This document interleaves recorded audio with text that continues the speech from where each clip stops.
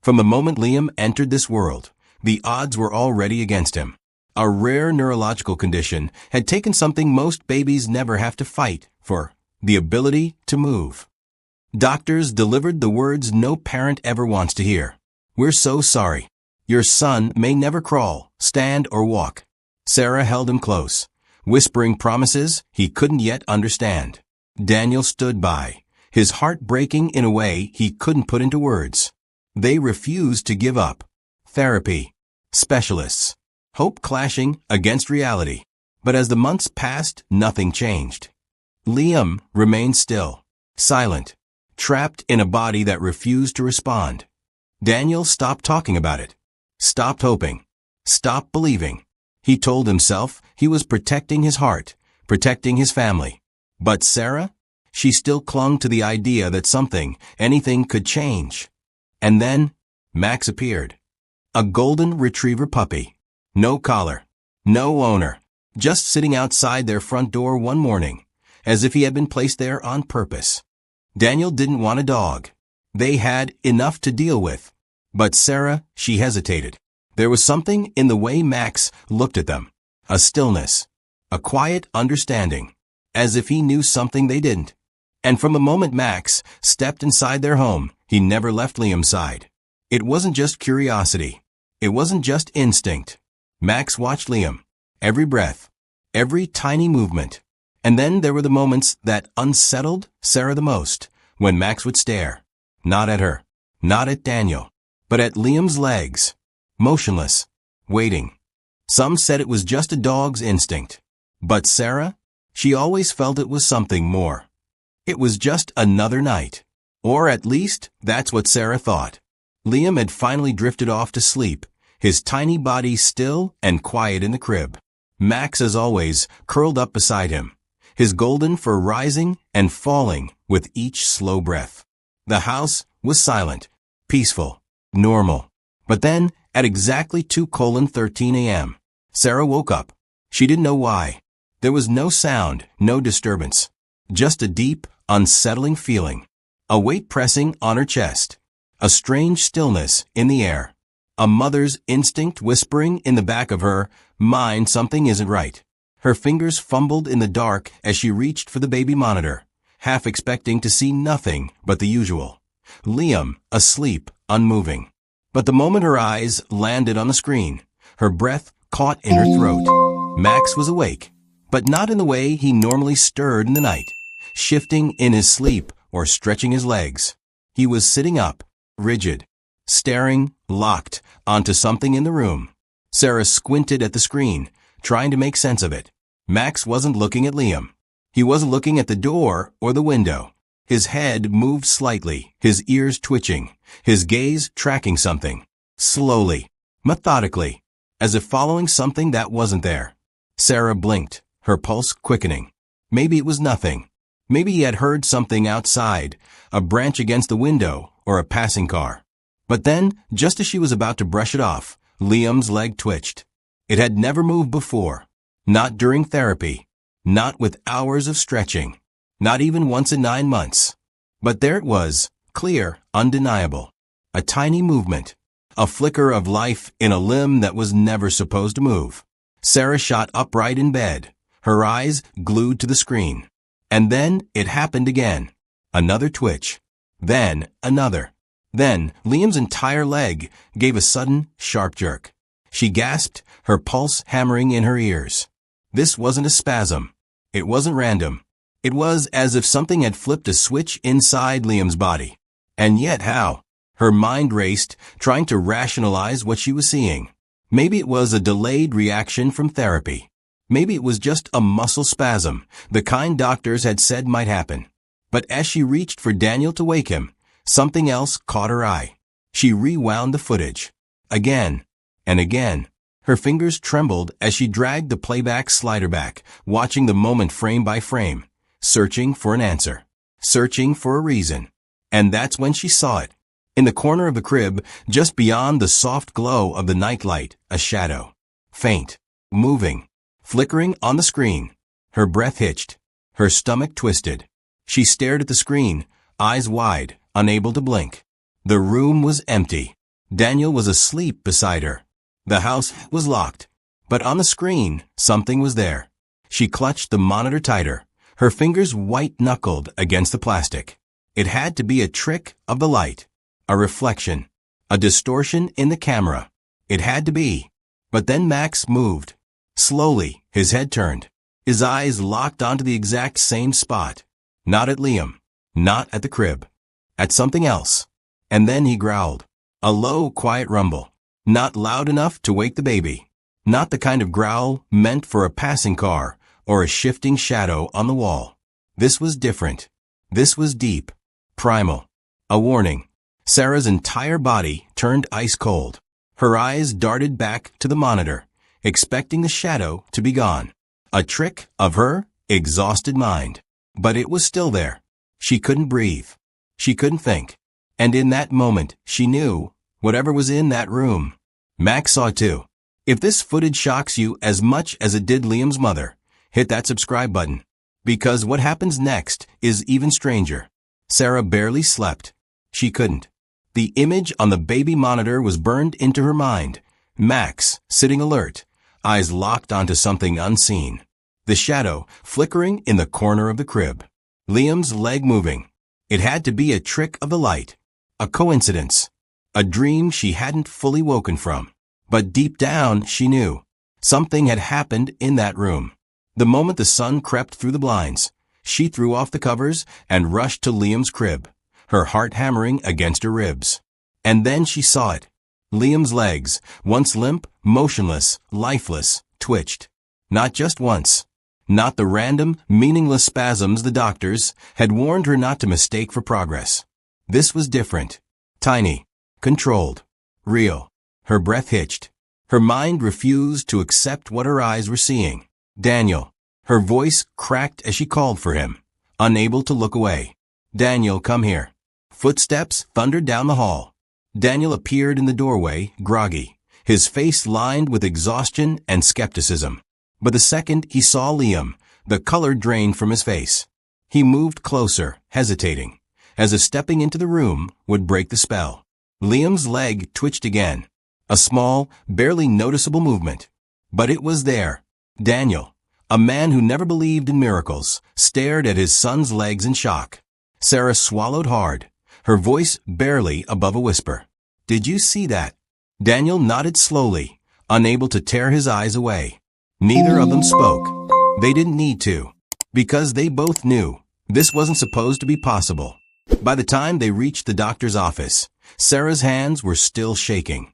She replayed the baby monitor footage in the waiting room over and over, trying to convince herself that there was a logical explanation. But when the doctor finally entered the exam room and began his assessment, his reaction sent chills down Sarah's spine. His fingers pressed lightly against Liam's leg. A moment passed. Then another. His eyes widened. This doesn't make sense. Sarah's stomach twisted. What doesn't? The doctor slowly exhaled, his expression shifting from disbelief to something deeper. There's responsiveness. His muscles are reacting. He looked up at them. I don't understand how, but they shouldn't be. Sarah clutched Daniel's arm. Is it possible this is just a delayed response? Something we missed before. The doctor shook his head. No. If he had this kind of function, we would have seen signs months ago. But there was nothing. No nerve activity. No movement. And now this. He gestured toward Liam, who had begun flexing his tiny toes ever so slightly. Daniel ran a hand down his face, shaking his head. But what changed? That question hung in the air, heavy and unanswered. The only thing different about last night was Max. Could Liam's connection with Max have somehow triggered something deep in his nervous system? Scientists have studied cases of emotional triggers activating dormant neural pathways, stories of coma patients waking up when they heard a loved one's voice, of people regaining lost movement through deep emotional connections. Was that what happened here? Or was it something else? Sarah thought back to the shadow, the way Max had followed something unseen, the low, quiet growl, the way he had placed his paw on Liam's legs right before they moved. Coincidence? Or something more? Some called it science. Others called it divine intervention. But there was still one question no one could answer. What did Max see that night? If this story has you questioning everything, hit that subscribe button. Because what happens next will leave you speechless. 2 months had passed since that night. Liam's progress defied every expectation, every medical explanation. At first, it was just small movements, his toes twitching, his legs flexing ever so slightly. Then, he started lifting them on his own. Day by day, the impossible became reality. His doctors called it a 1 in a million case. They ran tests, scans, every medical assessment they could think of. But none of them could explain why, after months of complete paralysis, Liam's legs were now responding. Sarah and Daniel clung to the joy of the moment. Their son, the baby they were told might never move, was proving the world wrong. They should have been celebrating. They wanted to believe this was just a beautiful, unexplained miracle. But in the back of Sarah's mind, there was a question she couldn't shake. Why now? And why, of all the moments of all the days, had it started the same night Max had stared into the darkness, the same night he had placed his paw on Liam's legs?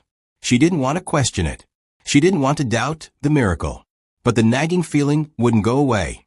So she did something she had never considered before. She went looking for Max's past. It was supposed to be simple.